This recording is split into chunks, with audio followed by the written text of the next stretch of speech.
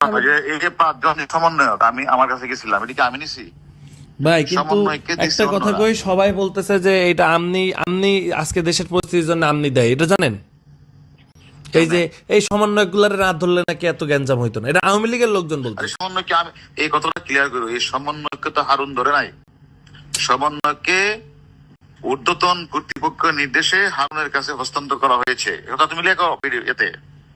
এটা 5 এটা জন সবাই সমন্বয়ককে বলতেছে যে তুমি আমনার দলের জন্য এই অধীনে দেশের অবস্থা দেয়। হ্যাঁ আমি কি করলাম? ওই যে আমনার জন্য এই দেশে আজকে সমন্বয়করা এই যে আমি না ধরলে এগুলা করতো না, তাই বলতেছে। আরে গাদা, এই সমন্বয়কে তো আমি সাধারণ সমন্বয়কে আমি ধরলাম, ধরার পরে কি এনে কমিশনার, আইজি, সচিব, সরকার প্রধানমন্ত্রী ছিল না?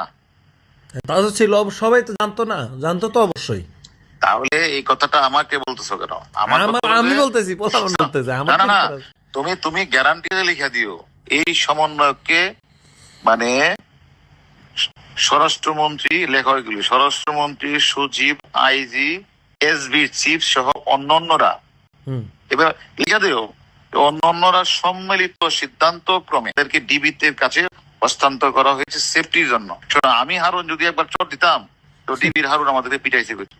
হ্যাঁ, আমি এদের সাথে ভালো ব্যবহার করছি, ওদের বাপ মাকে ডেকে না আমার লোক ভাত খাওয়াইছি, ওদের না ভাত খাওয়াইছি, ওদের বাপ মাকে ভাত খাওয়াইছি।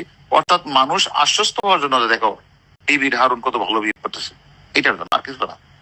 আমার উদ্দেশ্য তো এটা ছিল, যে আদেশটা দিছে আদেশটা পালন করছে।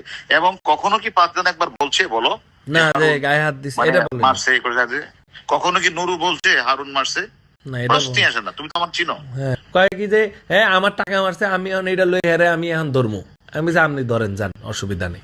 টাকা আমি কি তার দাল্লা দেখা হয়েছে? আমি কইছি আপনি ধরেন পারলে যান।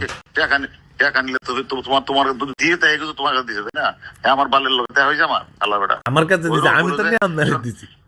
সেটা তো অন্য বিষয়ের কথা, ওর লোক আমার কোনো কথা হয়েছে? না, ওর সাথে কথা শোনো, হয়নি।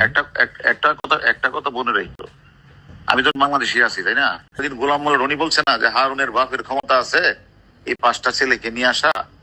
তোমার প্রতি আমার বিনীত অনুরোধ, তুমি তো অনেক জায়গায় কথা বলো, হুম, যে কথাগুলি হইলে এগুলি বললো, একটু পয়েন্ট দিও ঠিক আছে। পারলে, ঠিক আছে? আচ্ছা।